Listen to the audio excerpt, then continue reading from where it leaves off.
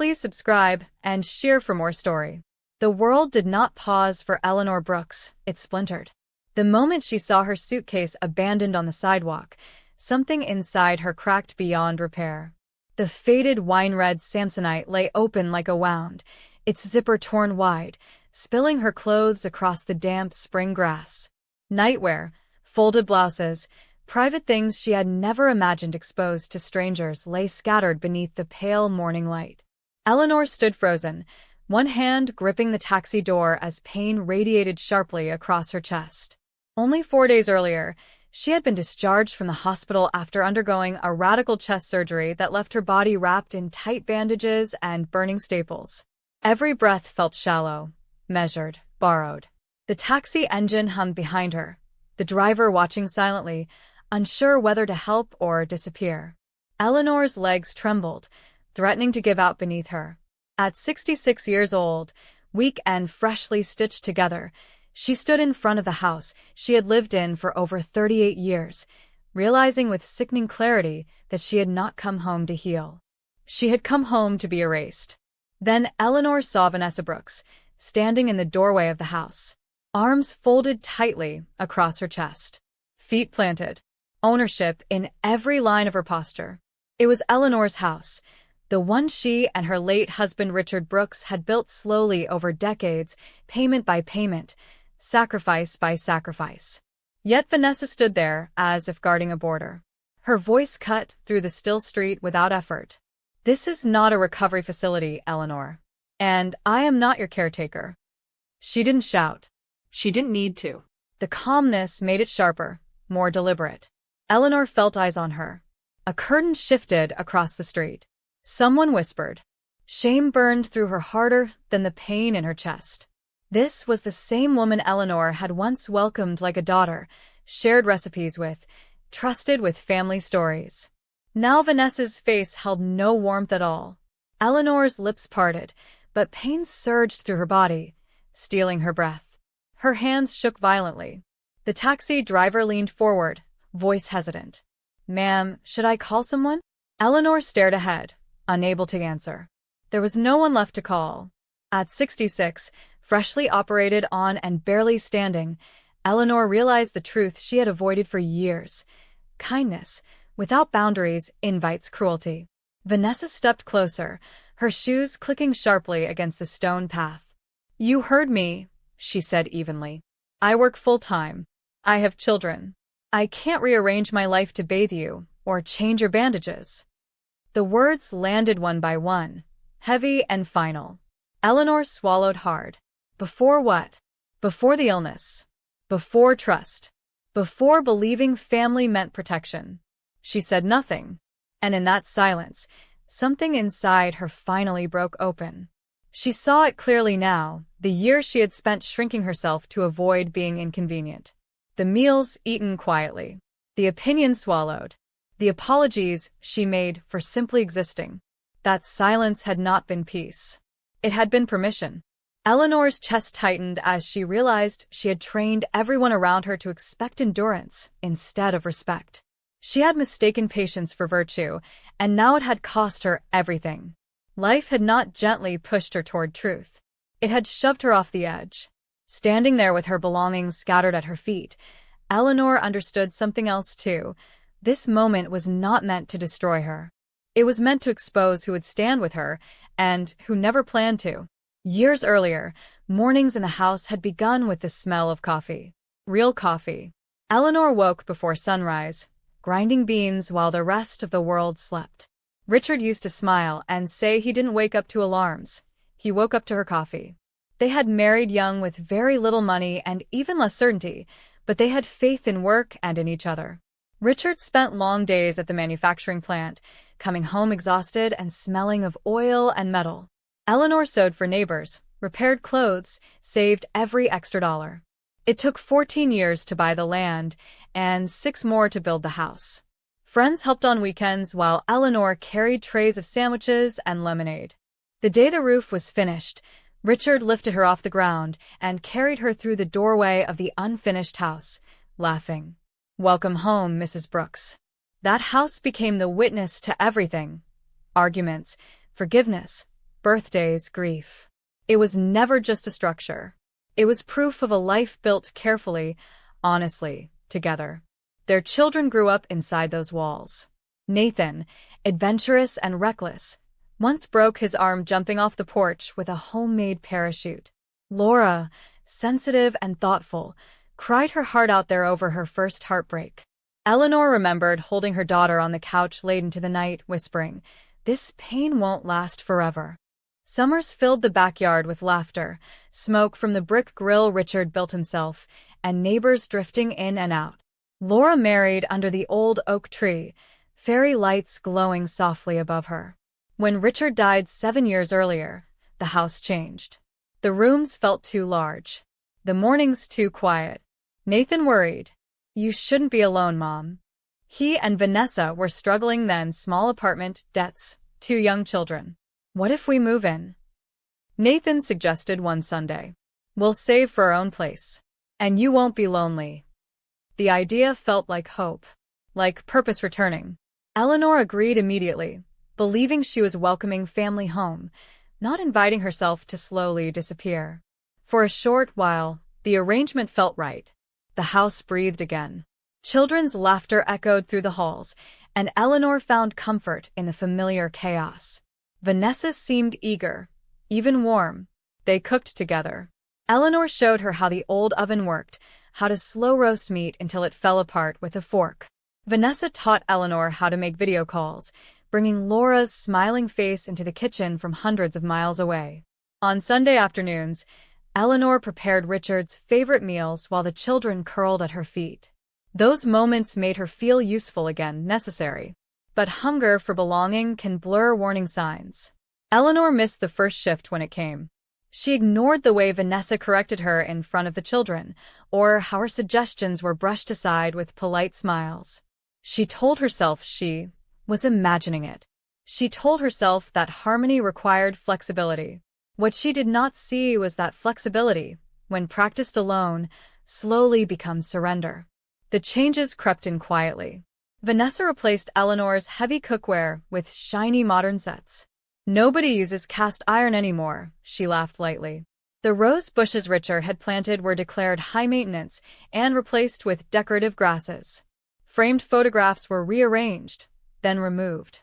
"Just decluttering," Vanessa said. Eleanor nodded, even when her chest tightened. She told herself a young family needed to feel ownership.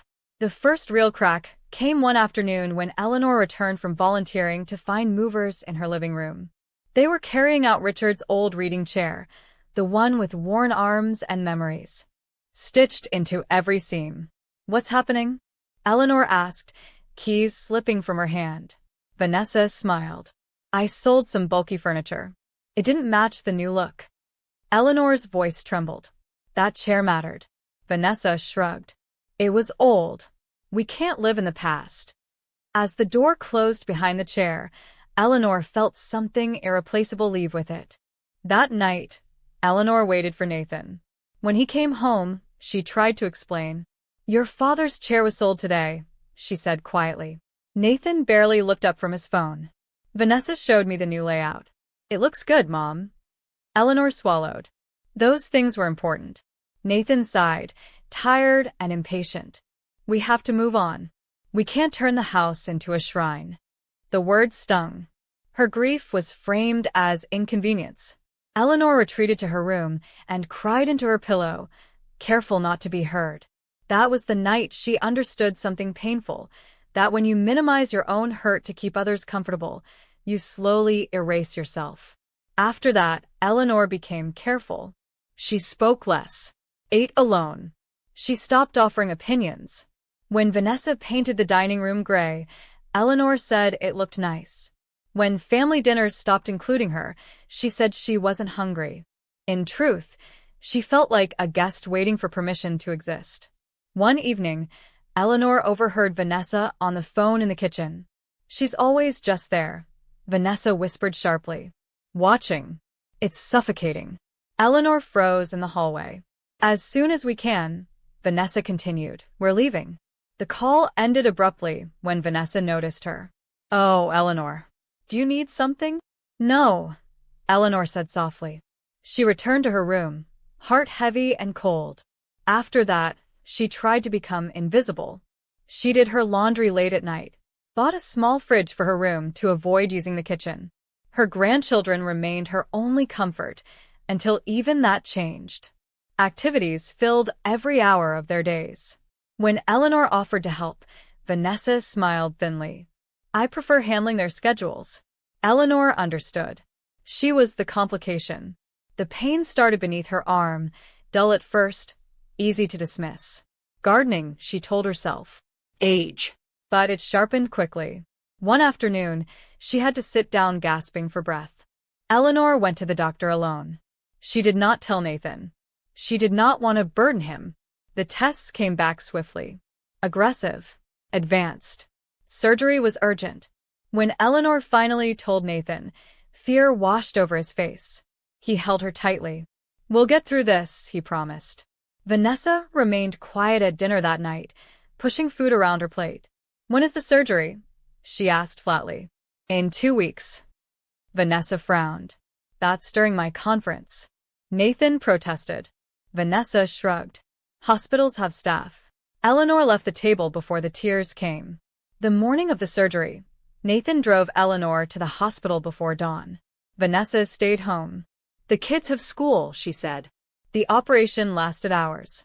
When Eleanor woke, pain wrapped around her like fire. Nathan was there, holding her hand. She stayed hospitalized for 4 days, surrounded by beeping machines and quiet exhaustion. Nathan visited after work. The children came once, frightened and pale. Vanessa never came. On discharge day, Nathan drove her home in silence. Eleanor noticed a taxi parked near the curb as they approached. Her stomach tightened. Then she saw her suitcase. Everything after that unfolded like a nightmare she could not wake from. Nathan stared at the suitcase in shock. What is this? He demanded. Vanessa walked out calmly. She can't stay here. Nathan's voice broke. She just had surgery. Vanessa crossed her arms. She needs constant care. I can't do that. The argument escalated, spilling into the street. Neighbors watched. Eleanor stood silent, humiliated. Then a small voice cut through the chaos. Dad. 12-year-old Evan stood in the doorway, trembling. She planned it, he cried. I heard her say Grandma would be too weak to fight back. Vanessa froze. Nathan stared at her in disbelief. The truth hit harder than any shout. Vanessa tried to dismiss it. He misunderstood. Evan shook his head violently. You said it was the perfect time. The street went silent. Nathan looked at his wife, then at his mother. Something shifted inside him. He guided Eleanor to sit and turned on Vanessa. You waited, he said quietly. Inside the house, voices rose. When Nathan returned, his choice was clear. He knelt before Eleanor. I failed you, he whispered. Then he faced Vanessa. This house is not ours. It never was. Vanessa's face drained of color. You tried to evict the owner, Nathan said. The children clung to him. He gave Vanessa a choice, respect or leave. Nathan carried Eleanor back inside, careful and gentle, just as his father once had carried her across the same threshold. Outside, neighbors slowly dispersed. Inside, the house felt different, tense but alive again. Eleanor lay in her bed, exhaustion overtaking her. For the first time in years, she felt seen. The betrayal had cut deep, but it had also revealed something powerful. Truth, once spoken, could no longer be ignored. And the silence that had nearly destroyed her had finally been broken. The days that followed were heavy and strained. Vanessa did not leave immediately. She stayed, but something fundamental had shifted. She moved through the house quietly, her confidence stripped away, her voice lowered. When she spoke to Eleanor, it was stiff and careful. I'm sorry, she said one afternoon, eyes fixed on the floor. The apology felt forced, rehearsed, but Eleanor accepted it with a nod. Healing required energy Eleanor barely had, and she could not spend it on confrontation. Nathan took charge of the house, arranging help, managing schedules, making sure his mother's medication was taken on time. At night, Eleanor lay awake listening to the house settle, feeling both relief and grief. The place she had built was still hers, yet it felt altered by what had been revealed. Trust, once broken, did not return easily. It lingered like a crack in glass, visible, fragile, impossible to ignore. 2 weeks later, Eleanor felt strong enough to cook again. She chose pot roast, the recipe she had once taught Vanessa, the one that filled the house with warmth and memory. When Nathan came home, he smiled. "It smells like Dad," he said softly. They sat at the table together, the children laughing and eating eagerly. Vanessa remained silent, pushing food around her plate. After dinner, Eleanor overheard raised voices in the living room. "She's already taking over again," Vanessa hissed. "It's always her house." Eleanor stepped into the doorway. "She's right," Eleanor said calmly. They froze. "This house is full of my history. As long as you're here, it will never feel like yours." The words surprised even Eleanor. They carried truth without anger. That night, Vanessa came to Eleanor's room. "We need to move out," she admitted quietly. Vanessa confessed more than Eleanor expected. Months earlier, she had taken out a 6-figure loan in Nathan's name, claiming it was for renovations. In reality, she had placed a deposit on a care facility, planning to move Eleanor there once she was weakened by surgery. The cold calculation took Eleanor's breath away. "I thought it was the only way," Vanessa said, voice shaking. "Now we're buried in debt." 2 weeks later, Vanessa and Nathan moved into a small rental across town. The children cried the first night away from the house, clinging to Eleanor before leaving. When the door finally closed, the silence returned, but it no longer felt oppressive. It felt earned. A month later, Eleanor visited the bank. She met with a manager who had known her and Richard for decades. Quietly, she asked to settle the loan anonymously. The amount emptied nearly all her savings. "Are you sure?" the manager asked gently. Eleanor nodded. "Tell him it was forgiven. A clerical error. A blessing." She walked out of the bank lighter than she had felt in years. That night, Nathan called, voice shaking with relief. "Mom, it's gone. The debt is gone." Eleanor smiled softly into the phone. "I'm so glad," she said. She understood then that love was not only about giving, it was also about letting go, without applause or recognition. Life slowly found a new rhythm. Eleanor healed. She and her neighbor started a small book club. The grandchildren visited every weekend, learning how to bake and garden. Months later, Vanessa came alone. She looked thinner, quieter. "I'm in therapy," she admitted. "I was afraid of becoming powerless." She spoke of her own childhood, of control and fear. "I know you paid the loan," she said, eyes wet. Eleanor poured her coffee. "Then do the work," she replied gently. "Every day." It was not forgiveness yet, but it was a beginning. A year passed. Nathan worked steadily. Vanessa changed. They came for dinner on Sundays. It was not perfect. It was real. Eleanor sat on her porch in the evening, her old blue armchair returned by chance from a shop downtown. She watched the sun dip low and felt something settle inside her. Silence, she had learned, was not peace. Being a bother was sometimes the only way to survive. Strength was not control, it was self-respect. Eleanor Brooks was 66 years old, still healing, still learning, but no longer invisible. Her house was no longer a battlefield or a shrine. It was simply home. Recovery was not a straight path. Some mornings, Eleanor woke feeling almost like herself. Other days, pain and fatigue pinned her to the bed. Nathan checked in daily, calling before work and stopping by after. "How are you today, Mom?" he would ask. Eleanor learned to answer honestly. "Tired, but better." Or, "Today is a slow day." She stopped pretending strength meant silence. The house slowly adjusted to her pace again. Windows stayed open longer. Meals were simpler.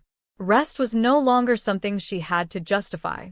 For the first time in years, Eleanor felt allowed to heal without apologizing for it. The grandchildren became part of that healing.